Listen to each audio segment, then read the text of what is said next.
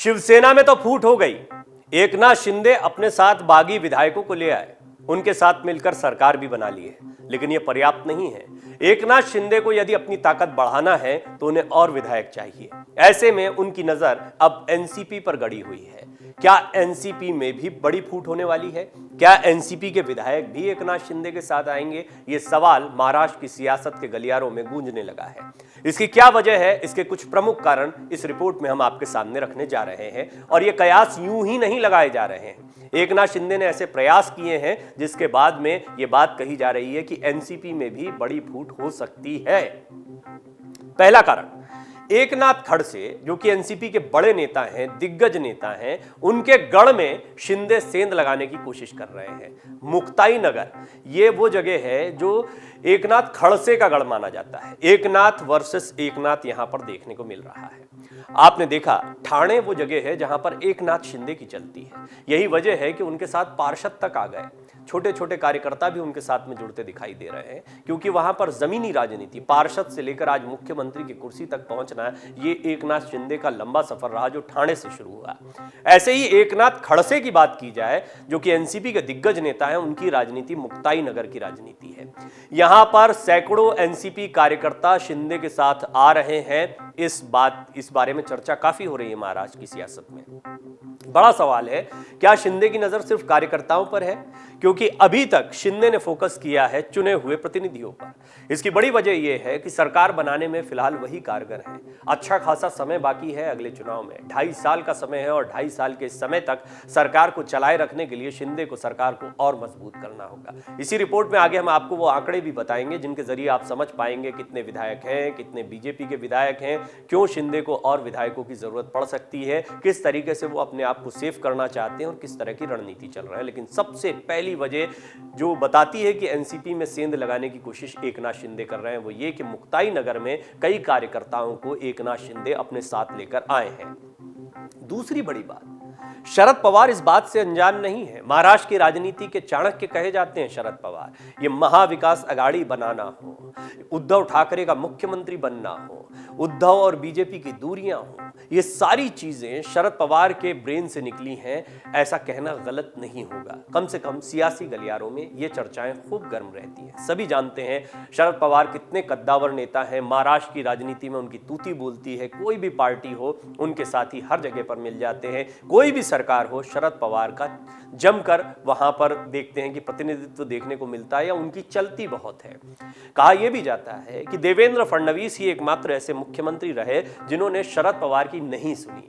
यह भी कहा जाता था कि सरकार किसी की भी होती थी, शरद पवार का फोन जरूर जाता था। शरद पवार मुख्यमंत्री से बात जरूर करते थे, चाहे वो बीजेपी की सरकार हो, शिवसेना की सरकार हो।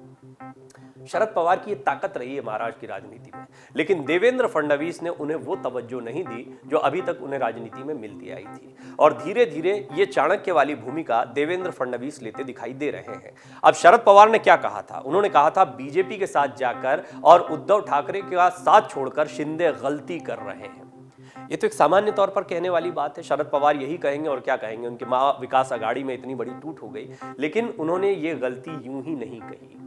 उन्होंने कहा था कि उन्हें पूरा भरोसा था कि शिंदे पार्टी में बने रहेंगे, लेकिन अब शिंदे ने उनकी ही पार्टी को तोड़ना शुरू कर दिया है। जी हां, एनसीपी में सेंध लगाना यह बताता है कि शिंदे न सिर्फ शरद पवार की सलाह को बिल्कुल नहीं मान रहे हैं, बल्कि वो ये जानते हैं कि शरद पवार यदि कमजोर होंगे तो उनका गुट और मजबूत होगा, या शिवसेना पर उनकी दावेदारी को वो और मजबूत कर पाएंगे। और सबसे बड़ा सवाल कि क्या शिंदे और फडणवीस की सरकार यूं ही चलती रहेगी के लिए पर्याप्त ताकत को वो जुटाए रखेंगे। बहुत जरूरी है कि उनके पास कुछ और पार्टियों का, कुछ और विधायकों का समर्थन हो।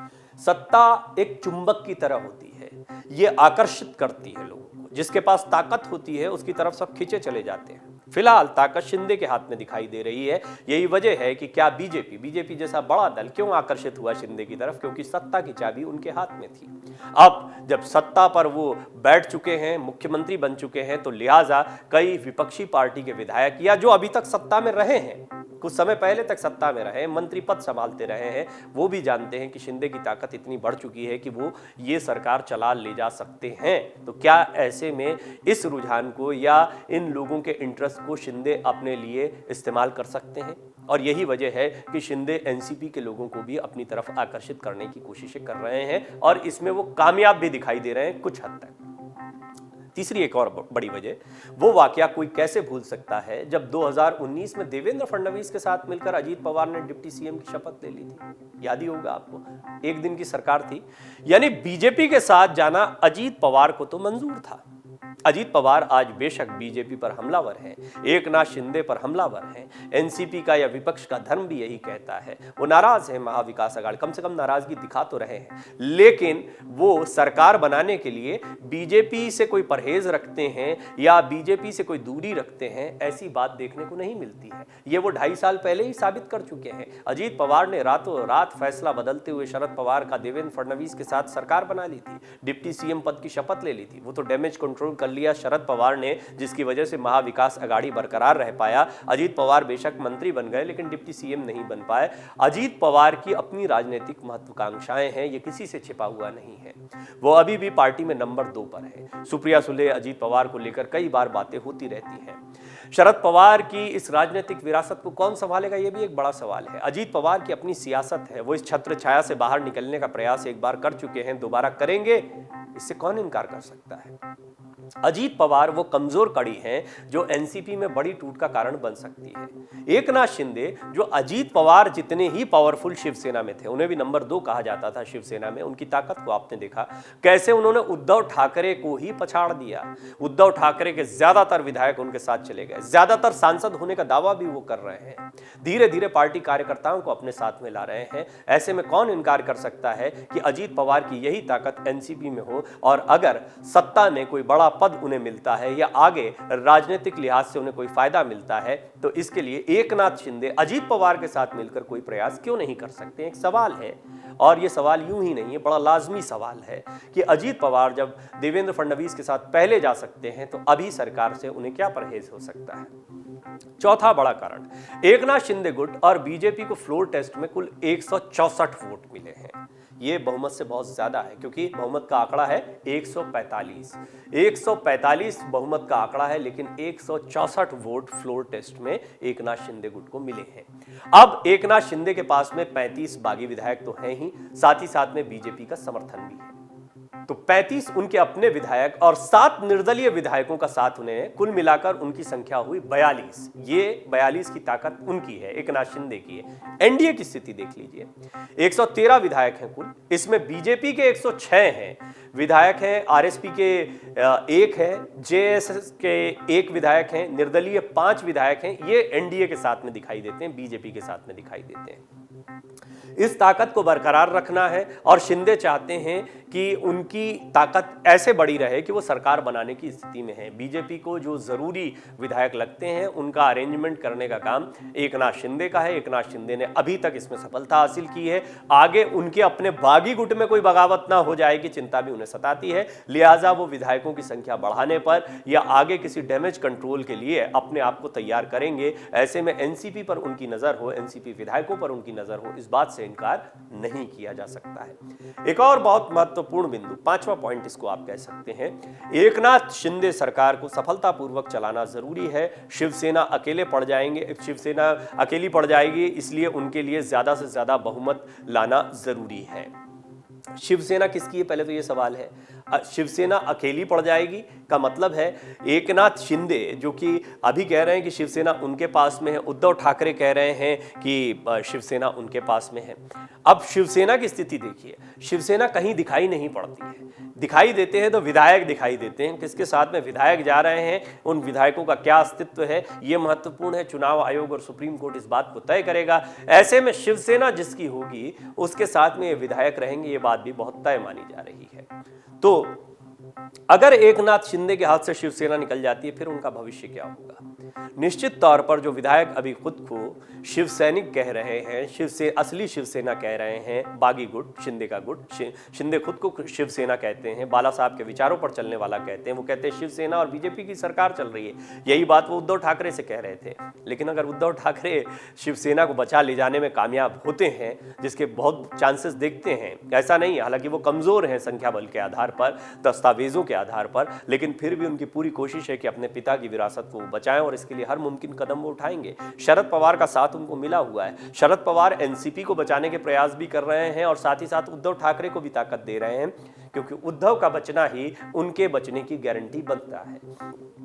लिहाजा एकनाथ शिंदे नहीं चाहते हैं कि वो अकेले पड़ जाएं और यही वजह है कि वो शिवसेना पर दावेदारी को भी मजबूत करते जा रहे हैं। शिवसेना पर दावेदारी कितनी मजबूत होती है, क्या शिवसेना उनको मिल पाती है, इस सवाल का जवाब भी ये तय करेगा कि एकनाथ शिंदे का राजनीतिक भविष्य क्या होगा। दरअसल यहां पर सबसे बड़ा सवाल यही है कि एकनाथ शिंदे ने एक बड़ी रिस्क ली है। उन्होंने शिवसेना में फूट तो कर दी, लेकिन कुछ नियम कायदे भी हैं। पार्टी में इतनी बड़ी फूट के बाद में कार्यकर्ता या फिर उद्धव ठाकरे की तैयारियां या उद्धव ठाकरे का शिवसेना प्रमुख होना, चुना हुआ एक नेता होना पार्टी का, इसके बाद में, और ऐसा नहीं है कि उनके साथ के सारे लोग चले गए। संजय राउत और उनकी पत्नी वर्षा राउत, जो कि ईडी के रडार पर हैं, जिनसे लगातार पूछताछ चल रही है, वो कह चुके हैं स्पष्ट तौर पर कि किसी हालत में उद्धव ठाकरे को नहीं छोड़ेंगे। उनका ये बयान ये इस बात को बताता है कि कहीं ना कहीं वो ये इंप्रेशन देने की कोशिश कर रहे हैं कि उन पर जो भी दबाव बनाया जा रहा है, जो भी कार्रवाई की जा रही है, उसकी बड़ी वजह ये है कि वो उद्धव ठाकरे को छोड़ दें, उद्धव ठाकरे कमजोर हो जाएं। संजय राउत अगर उद्धव ठाकरे से दूर होते हैं तो संजय राउत के साथ में एक बड़ा गुट है, लेकिन संजय राउत ने स्पष्ट कर दिया कि वो किसी हालत में उद्धव ठाकरे को नहीं छोड़ेंगे। संजय राउत उद्धव को छोड़ दें, इसके प्रयास क्यों किए जा रहे हैं? इसीलिए किए जा रहे हैं कि कुछ कमी महसूस हो रही है। ये इस प्रयास को समझने की जरूरत है। संजय राउत पर जो कार्रवाई हो रही है उसको राजनीतिक रूप से जोड़ा जरूर जा रहा है, लेकिन मामले दोनों अलग अलग हैं। हमने आपको कई बार बताया है इस बारे में। संजय राउत पर पात्रा चावल घोटाले में जो मामला आया, उस पर एनसीपी के नेता अजीत पवार भी स्पष्टीकरण दे चुके हैं कि उनके खिलाफ कुछ ना कुछ मिला होगा, इसलिए कार्रवाई हो रही है, ईडी इस पर अपनी कार्रवाई करेगी। ये बात सही भी है। ईडी कानूनी तौर पर इस बात के लिए पूरी तरह से उसके पास अधिकार है कि वो संजय राउत पर कार्रवाई करे, क्योंकि उसको पुख्ता सबूत मिले हैं। लेकिन संजय राउत इसको राजनीति से जोड़ रहे हैं और इसको राजनीति से दूर रखा भी नहीं जा सकता है, क्योंकि ये कार्रवाई एक ऐसे समय पर हो रही है जब उद्धव ठाकरे और एकनाथ शिंदे के बीच में राजनीतिक लड़ाई चल रही है कि शिवसेना किसकी है। लिहाजा इस बात से भी इनकार नहीं किया जा सकता है कि बीजेपी और एकनाथ शिंदे की यह चिंता है कि यदि संजय राउत उद्धव ठाकरे के साथ बने रहते हैं तो शिवसेना पर दावेदारी इतनी आसान नहीं होगी। कुल मिलाकर एनसीपी में सेंध लगाना ये एक बड़ी स्ट्रैटेजी हो सकती है और एकनाथ शिंदे इसके लिए काम कर रहे हैं, इस बात से इनकार नहीं किया जा सकता, क्योंकि अकेले शिवसेना के बूते पर वो ये सारी चीजें नहीं कर पाएंगे। और अकेले बागी गुट के ये कहना ज्यादा सही होगा। अगर शिवसेना उनको मिल जाती तब तो तस्वीर कुछ और होगी, लेकिन कहीं ना कहीं आशंकाएं गहरा रही हैं। उनको भी इस बात का डर है कि ये 50-50 हो सकता है। मामला क्या सामने आएगा कहना बड़ा मुश्किल है, लिहाजा वो और विधायकों को अपने साथ जोड़ रहे हैं। आपको याद होगा राज ठाकरे उनको महाराष्ट्र नवनिर्माण सेना में शामिल होने का ऑफर दे चुके हैं और यहां पर सरकार राज ठाकरे को ऑफर दे चुकी है कि आप मंत्री पद स्वीकार कर लीजिए। दोनों बातें हालांकि राजनीतिक गलियारों से निकली हुई सूत्रों के हवाले से खबरें हैं, किसी ने भी इस बात को बहुत स्पष्ट तरीके से नहीं कहा। हाँ, राज ठाकरे जरूर कहते रहे हैं कि जब भी चाहे एकनाथ शिंदे और उनका गुट मेरे साथ शामिल हो सकता है, ये राज ठाकरे का तरीका है, लेकिन ये बहुत अच्छी स्थिति एकनाथ शिंदे के लिए दिखाई नहीं पड़ती है। और राज ठाकरे कभी भी नंबर 2 कहीं भी किसी पार्टी में नहीं रहेंगे, सभी जानते हैं। लिहाजा एकनाथ शिंदे की चुनौतियां बढ़ रही हैं, वो अपनी ताकत को बढ़ाने के लिए एनसीपी में या अन्य विधायकों में सेंध लगा सकते हैं। डाउनलोड करें अमर उजाला ऐप और पाएं खबरें लगातार। अगर आप ये वीडियो YouTube पर देख रहे हैं तो हमारे चैनल को सब्सक्राइब करें और बेल आइकन को दबाना ना भूलें। अगर आप Facebook पर ये वीडियो देख रहे हैं तो हमारे पेज को लाइक करें।